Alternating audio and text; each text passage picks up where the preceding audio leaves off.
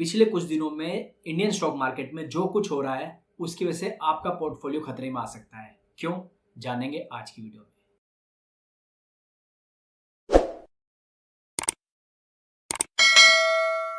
Hello friends, my name is Hardeep. I am a SEBI registered research analyst. आज की video में हम दो पहलुओं पे बात करने वाले हैं। कौन से डोमेस्टिक फैक्टर्स आपको ध्यान में रखने हैं जिसकी वजह से आपके पोर्टफोलियो पे काफी नेगेटिव इंपैक्ट पड़ सकता है, और कौन से वो ग्लोबल फैक्टर है जो इंडिया को बाहर से अफेक्ट कर रहे हैं। तो उसमें सबसे लेटेस्ट तो न्यूज आपने सुनी है कि डोनाल्ड ट्रंप ने पहले 25% टैरिफ लगाया और उसके बाद 25% टैरिफ और लगा दिया। अब लोगों के मन में ये क्वेश्चन आ रहा है कि ट्रंप इतना नेगेटिव क्यों हो रहे हैं, साथ ही हमारी इंडियन आईटी कंपनी का क्या होगा, हमारी फार्मा कंपनी का क्या होगा। तो ये कुछ क्वेश्चन लोगों के मन में है। लेकिन मार्केट में शॉर्ट टर्म में कुछ लोग कहेंगे कि इन चीज़ों से मौके बनेंगे, तो आपको ऐसे में बार्गेन मिलेगा, वहाँ इन्वेस्ट करना चाहिए, या ये नेगेटिव न्यूज़ जैसे ही 2 महीने में चली जाएगी तो पैसा बनेगा। लेकिन मेरा पॉइंट आपको ये समझाना नहीं है कि शॉर्ट टर्म में आपको क्या करना चाहिए, कैसे आपका पैसा बनेगा।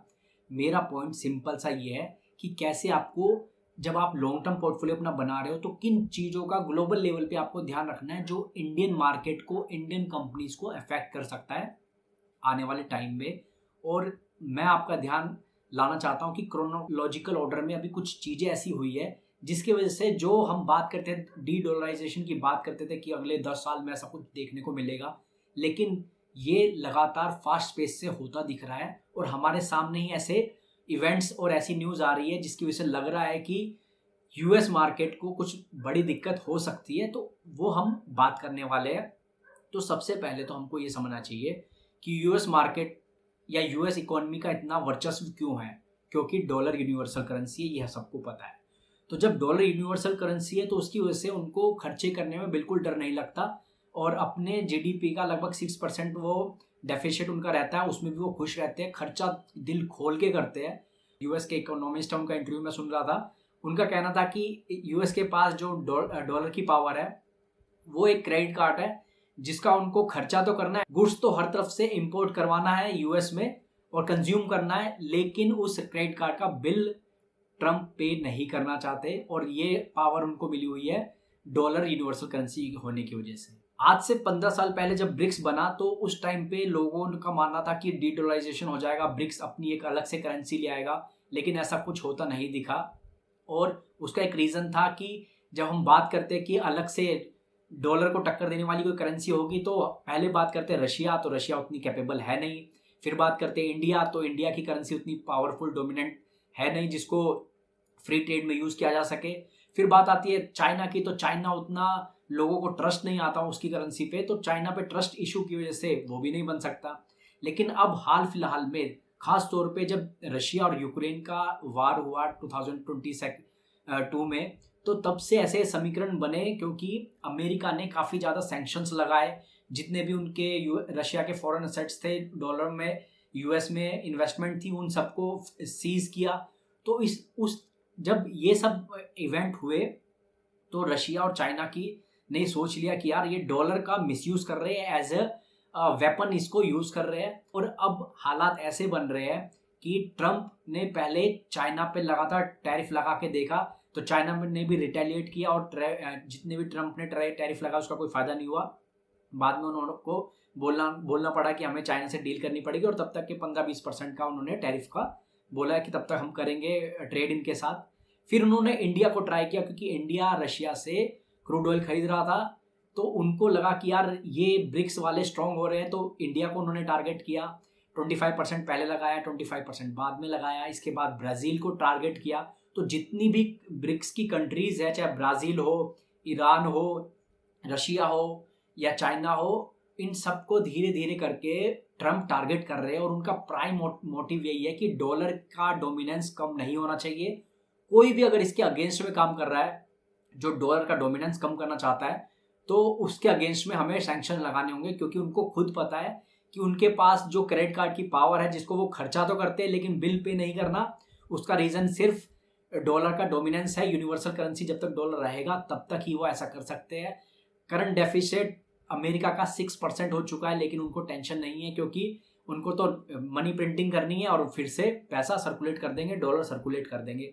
लेकिन हाल फिलहाल में जब इंडिया को भी उन्होंने दिक्कत दी, तो अगर आप पिछले कुछ दिनों के समीकरण देखेंगे तो क्रोनोलॉजिकल ऑर्डर में देखते अगर हम, एक तरफ तो ट्रंप ने 25% का टैरिफ लगाया, इधर हमारे अजीत डोभाल मीटिंग करने गए रशिया में, और साथ ही न्यूज़ भी निकल के आ रही है कि प्राइम मिनिस्टर चाइना विजिट कर सकते हैं, मोदी साहब चाइना विजिट कर सकते हैं, और चाइनीज़ डिप्लोमेट्स भी इंडिया में इसी महीने आ सकते हैं। और अभी जब अजीत डोभाल ने ये स्टेटमेंट दिया है हमारे कि पुतिन साहब भी with in by the end of August India में आ सकते हैं, तो ये सारे ब्रिक्स कंट्रीज मिलके ये डिसीजन लेना चाह रहे हैं कि अगर किसी एक करेंसी को हम डोमिनेंट करेंसी नहीं कर सकते to fight with US dollar, तो यूनिलेटरल ट्रेड, बायलेटरल ट्रेड तो हम कर सकते हैं, इंडिविजुअल करेंसी में ट्रेड हो जाएगा, डॉलर का डोमिनेंस कम हो जाएगा।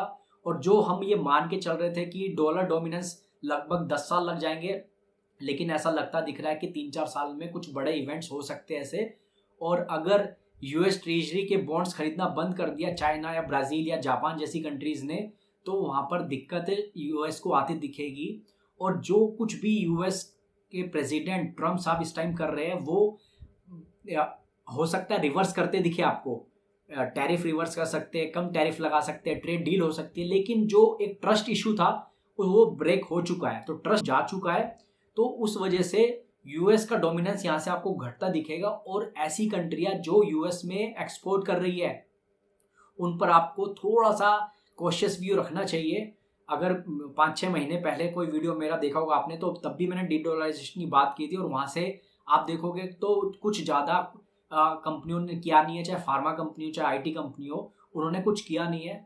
और इंडिया के कंटेक्स्ट में अगर आपको मैं बोलूँ तो निफ्टी में अगर आप वेटेज देखेंगे तो लगभग 11% का वेटेज आईटी कंपनीज का है, और आईटी कंपनी में लगभग 60 to 65% जो बिजनेस होता है वो यूएस के साथ होता है। तो खाली ऐसा नहीं है कि अभी उन्होंने, ट्रम्प साहब ने सर्विस पे कुछ नहीं बोला, अब तक वो गुड्स पे टैरिफ लगा रहे हैं।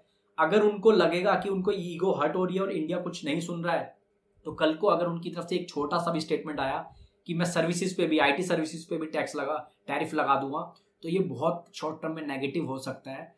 और इसके साथ साथ आईटी कंपनियों को खाली ट्रम्प का डर नहीं है, इसके जो एआई का बूम चल रहा है यूएस में, उसकी वजह से आपने देखा भी रिसेंट में 12,000 जॉब्स कट किए है टीसीएस ने, और भी जो यूएस के कंपनीज है वहाँ से भी जॉब कट्स के न्यूज़ आ रहे हैं।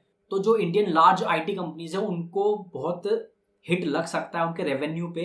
हो सकता है आने वाले कुछ सालों में वो स्टेबलाइज हो जाए और एआई के चलते वो भी अपने आप को अपग्रेड कर ले, लेकिन अभी तो उनको हिट लगने वाला है। 3-4 साल उनके लिए काफ़ी नेगेटिव होने वाले हैं, तो ये आपको मान के चलना पड़ेगा।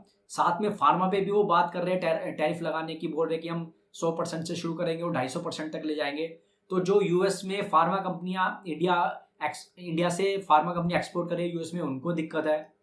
और जो अलग कंपनियां गुड्स की, चाहे राइस दे रही है या अदर कुछ इंडस्ट्रियल प्रोडक्ट प्रोवाइड करा रही है, तो वहाँ पर भी दिक्कत आ सकती है। तो आपको लॉन्ग टर्म पोर्टफोलियो जब आप बना रहे हो तो इन चीज़ों का ध्यान रखना है कि आपके पोर्टफोलियो में कुछ ऐसी कंपनियां कम रखो जिनका यूएस में ज़्यादा एक्सपोजर है।